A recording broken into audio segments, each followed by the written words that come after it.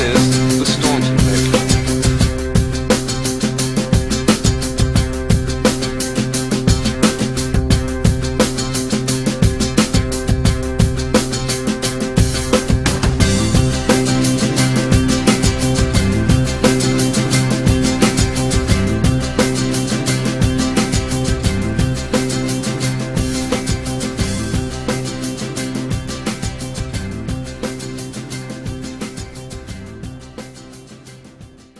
I signed my name Dr.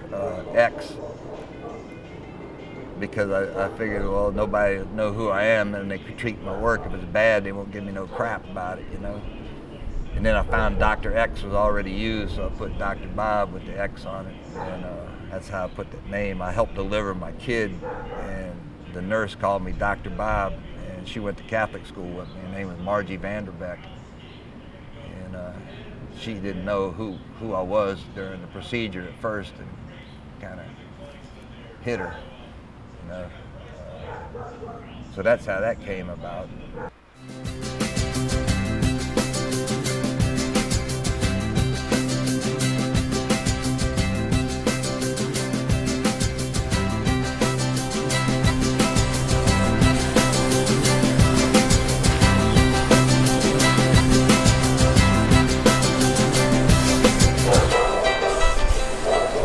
Dirty work begins. Dr. Bob comes alive.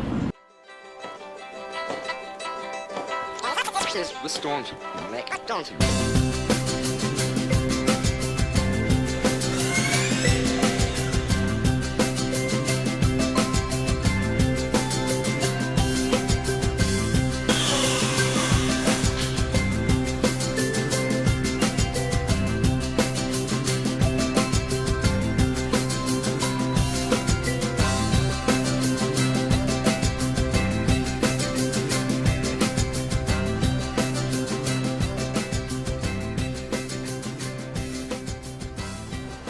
I always wanted to do art, but it just wasn't my time yet. There's a couple of old black artists that I know, and after I got to be friends with them, I said, damn, man, I wish I'd have met you guys a long time ago and been doing this last 20 years. And they said, you wouldn't been hitting on shit, bruh. You got to earn this. You got to live it. You got to smell it, eat it, and taste it, and get it in your skin until you can't get it out, you know.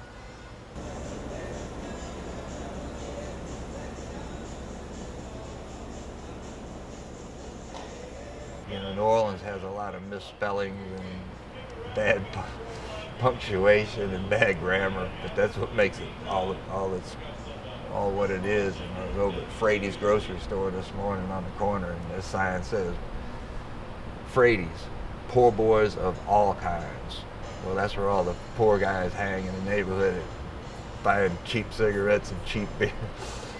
So it kind of has a two-way, pocky-way connotation, man. It tickles me. Then I'll paint food for people. I did chalkboards recently, old school. They don't have them no more. You know, drink companies used to have their logo and then a chalkboard, and you put your lunch special on it. Shit, man. These people saw them, they were drooling over them. I've just been real lucky. I know what people like. This is the Staunton Mix.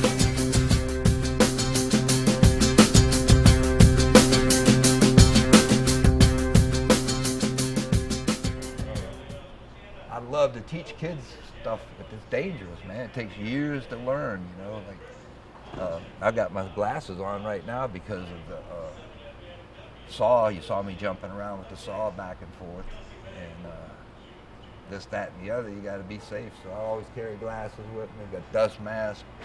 That's for you kids at home out there. Stay hydrated, always. Don't ever let that let you down. But I'm gonna be able to make a nice fence out of this discarded chain link that somebody threw away. You know, I can adapt to almost anything. This stuff wasn't here last night. You know, I'm always doing something. Got up this morning and started another project. I mean, can't remember what it was. Finishing things little by little. There's a school across the street for gifted children called New Orleans School for Creative Arts. But they don't bring people over here because they're afraid I'm going to unlearn them. You know, they structured, and I don't know what the hell I'm doing. This is what they call self-taught outsider art. Kind of fun. It's a lot of work. I've never worked harder in my life than when I picked up the paintbrush and the chainsaw. Honest to God, I never worked as hard. You gotta stay on your game, man. Like, see this rain and stuff. I'm working on it. I hadn't even got a chance to waterproof those pieces yet, but I know what I'm doing. I know where my stuff is, believe it or not. Everybody else takes them half a day of college to figure out what the hell's going on around here.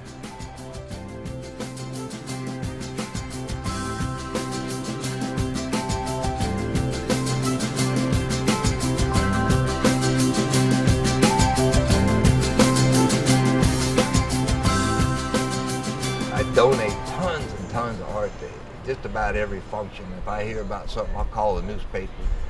They always got a little phone number on the article.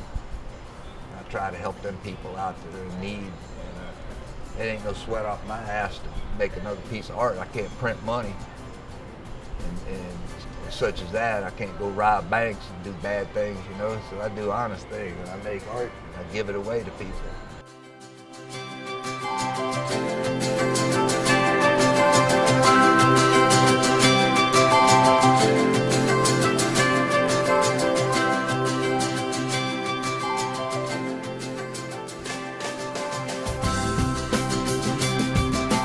A hula named George.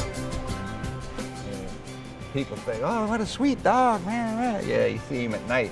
He's a whole different animal. He get busy with it. And he's a rescue dog. He thinks I'm just cat's ass. You know, I took him out of a really bad situation. And sometimes he just won't leave me alone. He's just like a shadow, you know. And that's one of my favorite causes to donate to, other than them babies at the baby hospital, is pets, man. Don't take nothing to buy a dog a bag of dog food or get him a vaccination for, like, my cheapest piece of art, like $20, $30. So I donate 5 or 6 of them, and then they auction them off, and that money goes and buys a couple of bags of dog food, medicine, or puts gas in the SPCA trucks to get the people out to the streets to go and deal with it. And I can't say enough about that. I worked for the Forestry Service when I was young, about you boys' age. I was 18, 19 years old, and spent a lot of time in the Kisatchie National Forest, which was another blessing that I didn't realize how handy it was going to come in later in life when I started painting. I needed to figure out what the hell I was going to paint, so I just put myself in the most relaxed attitude I could find in my mind. Would be the years I spent in the Kisatchie National Forest, unspoiled, beautiful. It just was another time, the late 60s, early 70s. It was, you know, we called it Hooterville and made fun of the little town, Dry Prong, Louisiana, that I lived in. And Fishville and Happyville and Mudville and all these silly names, you know. And I think about when I'm painting this stuff about the silly crap that, you know, like them guys in the country call a watermelon a piss chunk. I mean, what's a piss chunk? About $3. Or that was their joke, you know. A car pocket was the dashboard of your car. The turtle hole was the trunk of your car. Hunchbone, figure it out. Come on, we're going to town to get some hunchbone on a Friday night, you know. I mean, these guys had their own vocabulary, and it was hilarious, man.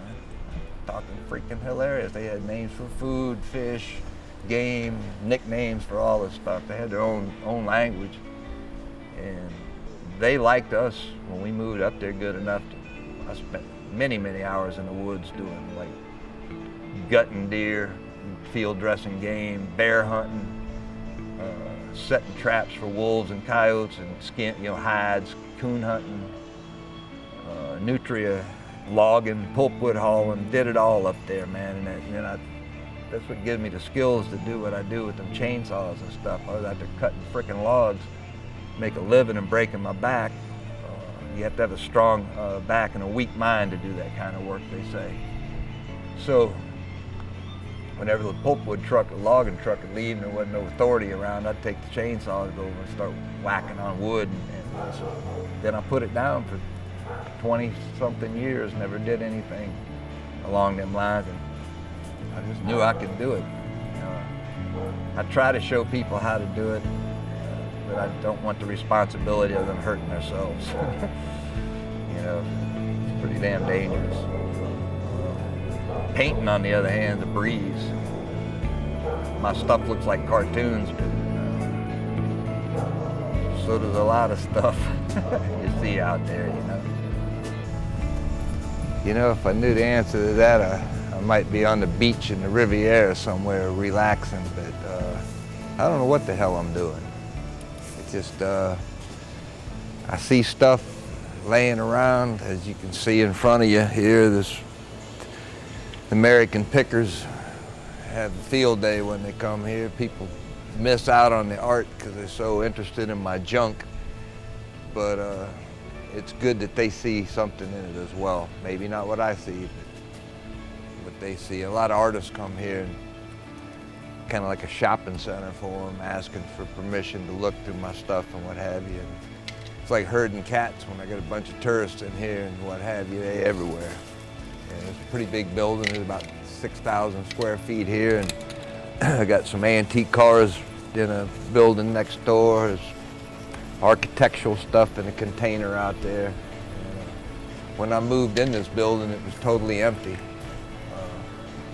And this is a creation of found objects, mostly the lumber, the architectural components, down to the doors and windows came from somewhere else.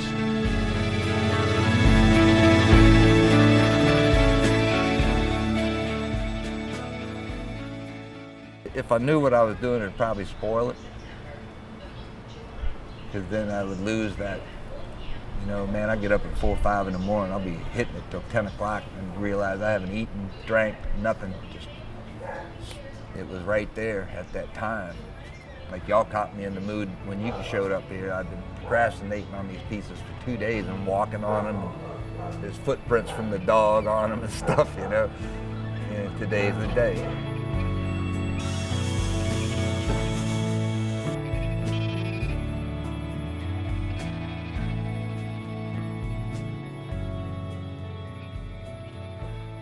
Occasionally I get help from neighbors and stuff, doing the grunt work like unwrapping and packing and mixing paint and things for me.